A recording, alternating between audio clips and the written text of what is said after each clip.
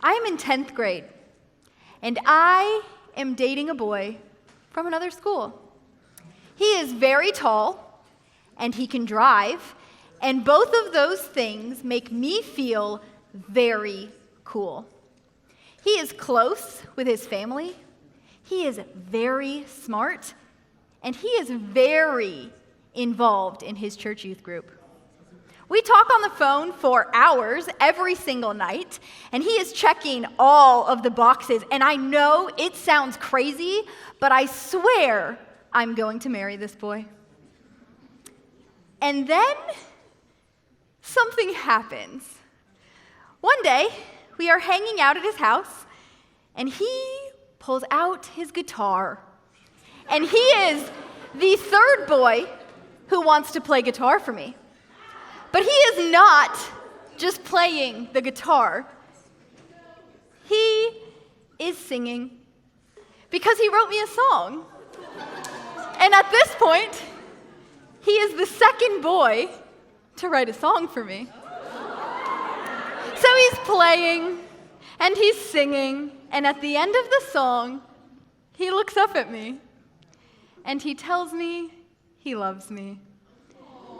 But he does not just say it, he sings it. Because it is, in fact, the last line of the song that he has written me. And I immediately get the ick. And it is not called that yet, but it is definitely the ick. And so a little while later, I break up with him. Over email.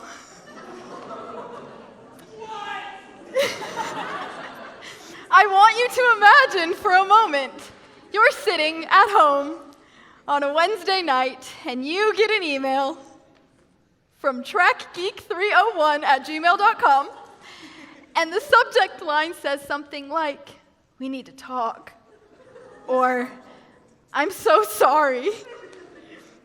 And to my credit, in the email, I do not blame the guitar playing. I probably say something like, "It's not you, it's me, and we can still be friends." But y'all, I could have handled that so much better. And with where I am now and all I know about dating and about Jesus, I hope that I would have. But guys, I couldn't help it. I got the ick. What was I supposed to do? There was no other option for me. No one could blame me. And besides, even though I was loosely a Christian at that time, mostly because I wanted a guy in youth group to like me, I wasn't sitting around thinking, what would Jesus do if he got the ick? That was the furthest thing from my mind, especially because that feels a little specific, given that the Bible doesn't actually tell us that Jesus dated anyone, ever. And maybe you have your own specific questions about dating too. Like, what would Jesus do if I like my friend's ex? What would Jesus do if I lose feelings for the person that I'm dating? What would Jesus do if I'm being serenaded, and by serenaded, I mean held hostage by a guy playing guitar for 2 hours? There's a slide that I want you to see so you know. Yeah, that moment. Guys, the Bible doesn't tell us what Jesus would do if he had a crush on someone that did not know he existed. The Bible doesn't tell us how Jesus would handle a breakup. I know that Jesus never stalked someone's Instagram or watched their snap score increase and tried to calculate how many snaps that they were sending. At best, we get one story of Jesus, and he's at a wedding, which I think tells us, yeah, he celebrates love. He cares about our love. But what about all that other stuff? The Bible is pretty silent, and how are we, as Christians, supposed to know what dating actually looks like? If the Bible doesn't say anything, does that just mean we shouldn't date? I don't think so. I think that Jesus has a lot to say about relationships and how to treat people. And I think at the end of the day, even though maybe there's no specific chapter in Mark or Luke on dating, I think Jesus cares a lot about our individual love lives. And look, I don't really know who all is in this room, but I do know that dating is like a spectrum. And so some of you are over here, and maybe you haven't started dating yet. Maybe you're just starting to have a few crushes. And some of you are over here, and you're on year 3 of your relationship and you're in high school, so that's cool for you. And then some of you are somewhere in the middle, and maybe you've had 5 relationships or 10 talking stages. I don't know. Maybe some of you don't know how you feel about dating at all. But to summarize, we're all over the place with our experiences, right? And I don't know who I'm talking to, and we all have really specific questions about dating. And Jesus doesn't actually say anything that has the word date in it. So this should be fun, right? Y'all, really, when it comes to dating, I think that there is one broad question that can kind of guide our conversation. I think this question is something along the lines of, what would Jesus do when the relationship I'm in isn't going how I want it to? And this can be anything. This can be when you have an ex and now they're like, it's really cool if they make friends with all of your friends. This is when you get ghosted. This is when you aren't sure if this person really likes you or not because you're getting mixed signals and you're just in this cycle of on again, off again, and you know it's toxic, but you can't get out. This is when someone you love is pressuring you to change things about yourself or to do things you're not comfortable with. What would Jesus do when the relationship we're in isn't going how we think it should?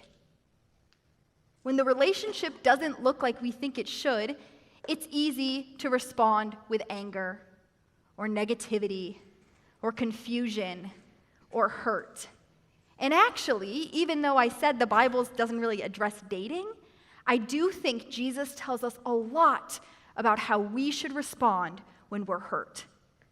So tonight, we're opening up Luke chapter 22.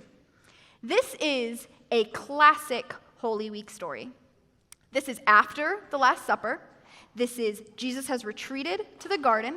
Judas is about to betray him. So in the whole Holy Week, this is between Last Supper and crucifixion. And maybe you've heard this story before, so you want to tune it out. But don't, because it's pretty crazy, and I want you to actually listen really closely. So we're picking up in verse 47. Let's read together. While he, Jesus, was still speaking, a crowd came up, and the man who was called Judas was one of the 12, was leading them. He approached Jesus to kiss him, but Jesus asked him, Judas, are you betraying the Son of Man with a kiss? When Jesus' followers saw what was going to happen, they said, Lord, should we strike with our swords? And they don't give him a chance to respond. And then one of them struck the servant of the high priest, cutting his ear off. So here we have Judas, who is one of Jesus' closest friends, and he leads a group of soldiers and officials to the Garden of Gethsemane. And when they encounter Jesus, the plan is they're going to arrest Jesus, and then they're going to kill Jesus. Some of Jesus' other disciples, friends, are there, and they're witnessing this all play out. So it gets chaotic. People's emotions get heightened. And then one of the disciples, probably Peter, whips out his sword and chops off one of the people's ears. Guys, he cuts off someone's ear. I told you it was crazy. But to be clear, Peter is not a bad guy. He's protecting one of his friends, and that is really his only thought at the moment. His emotions are high. Peter is freaking out. Freaking out like when you get broken up with. Freaking out like when someone in the relationship cheats. Freaking out like you finding out that the person you like like someone else. And I would bet a lot of money that none of you in this room have ever cut someone's ear off. But that doesn't mean you're innocent. Because when it comes down to it, we've all been like Peter. We've all acted impulsively and quickly and didn't think before we reacted. And then we hurt someone really, really badly. And maybe that's rushing into a relationship before you get to know the person, because everyone has a boyfriend and girlfriend, and you just want a boyfriend or girlfriend. Maybe it's sacrificing the things that you believe so that someone will like you and choose you and accept you. But the reality is, when we act impulsively, often, and I do mean often, our reactions have really negative consequences. So y'all, when you're cheating on someone, maybe you're not cheating, but you're definitely going behind their back, you're cutting off an ear. When your ex breaks up with you and you want everyone to know how terrible they are, you're cutting off the ear. When you like someone and in order to make them jealous, you're flirting with someone else, you're cutting off the ear. And look, maybe this isn't you yet because you fall into the category of never dated anyone. So you haven't faced this yet, but I bet your friends have. Maybe your friends are dating. And like Peter, you just want to jump to their defense because when your best friend is hurt and you know who hurt them and you know how they hurt them, don't you want to respond? Doesn't it just feel so good to call someone a mean name after they hurt your friend? Doesn't it feel so satisfying to write out that paragraph text and send it off via Snapchat and then block them before they can respond? Doesn't that just feel good? But Mac, isn't that just being a good friend? Shouldn't I want to protect my friends? Isn't that what Peter's doing? Y'all, when you make fun of your friend's ex, and maybe you even give them a mean nickname so you can talk about them in public, you're cutting off the ear. When you go around the school spreading rumors that would make that person undateable, you're cutting off the ear. And that is not what Jesus would do. So what would Jesus do? Because we've talked about it a lot this year. And you're not called to be a hater. You're not called to treat people poorly. And you're not called to add to the chaos. So what's left? There's a part of this story that we haven't gotten to yet. But this next part of the story, this is what Jesus would do. Jesus answered, and Jesus says, "No more of this." And he touched the man's ear, and he healed him. Because in the chaos of the garden, Jesus says, "Stop. No more of this." And y'all, Jesus, this is what happened next. Jesus is about to have the worst weekend of his entire life. He is probably about to have the worst weekend in the history of bad weekends. He's about to be arrested. I can't imagine the feelings that Jesus has at this point. Betrayal, anger, hurt, grief. At one of the lowest points in his life, Jesus doesn't respond from his hurt. Jesus shows us a better way. Because Jesus responds with grace. Jesus could have used this chaos to his advantage. He could have run away. He could have hid. He could have left his friends there to continue to cause pain and devastation and chaos. And I think we would all agree, death by crucifixion is a pretty good reason to do that. But that's not who Jesus is. And that's not who Jesus calls us to be. Jesus runs to someone who is about to hurt him, and Jesus heals them. Jesus hears his friends behaving poorly, and he corrects them. When Jesus says, "No more of this," Jesus means no more of this. No more hurt. No more confusion. No more pain. And I frankly, I don't want to hear it that they hurt you first and you want to hurt them back. That's not what Jesus would do. When Jesus says no more, Jesus means it. No more sending the cringe things that guy in your fourth period sends you because you don't want to acknowledge that he might have feelings on you. No more sending those things to the group chat to make fun of them. No more thinking it's silly when people are bold enough to ask out someone that they probably don't have a chance with. No more calling people mean names because you don't like them, and no more spreading lies to make yourself look like the good guy. No more possessiveness over people. I don't care if they're your boyfriend, your girlfriend, your ex, your talking stage, your whatever. No more possessiveness. No more stringing people along because it makes you feel wanted and chosen. No more accepting behavior that you really deep down don't like.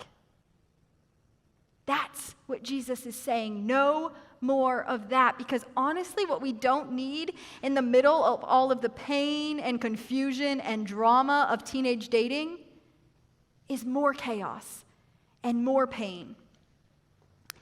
And look, I'll be honest, trackgeek301@gmail.com did not love that boy well. I did not handle that relationship well at all. I cared more about my own comfort and my needs than making sure that I ended that relationship well. At the end of the day, I saw that boy as a boy who gave me the ick and not someone who is made in the image of God. That was bad. Y'all, that was really bad. I wish that I had done what Jesus would do. Because Jesus would bring peace. Some of you aren't in relationships yet, but you will be one day. And maybe you are right now, but relationships for you, they aren't always going to be good. I hate that for you, but it's true. And when your relationship gets difficult and confusing, and your partner feels distant and confusing, what are you going to do? Are you going to run away and gossip? Or are you going to buckle down and have the hard conversation? Are you going to show grace to them and be committed to seeing them as a child of God? Or are you going to run their name through the mud as many times as you can because they hurt you? And now what? They don't deserve another chance? Because y'all, how you respond when you're hurt says a whole lot about what you believe is true about Jesus and your faith. And even more than that, how you date people says a lot about how you believe about what Jesus would do and what you believe about your faith. Jesus, in the midst of all that pain in the garden, he leaves people better than he found them. Do you? Do your exes walk away from you and just hate you? Are you leaving them with traumatic experiences and making them feel more insecure and confused than they were when they met you? Do you treat them with respect and love even after you stop liking them? When you end your talking stage, do you just ghost with no explanation and hope the other person gets the hint? Or can you sit down and have the hard conversation? And I don't want to hear anyone say, oh, it's just dating. It's not that big of a deal. It is a big deal. How we treat people is a huge deal. And if you're hearing me say this, and you're not ready to have hard conversations or to see people like they are made in the image of God, I want you to really think about if you're in a position where you can date like God calls you to. Because when we're dating, we are called to leave people better than we found them. That's what Jesus would do. Let's pray.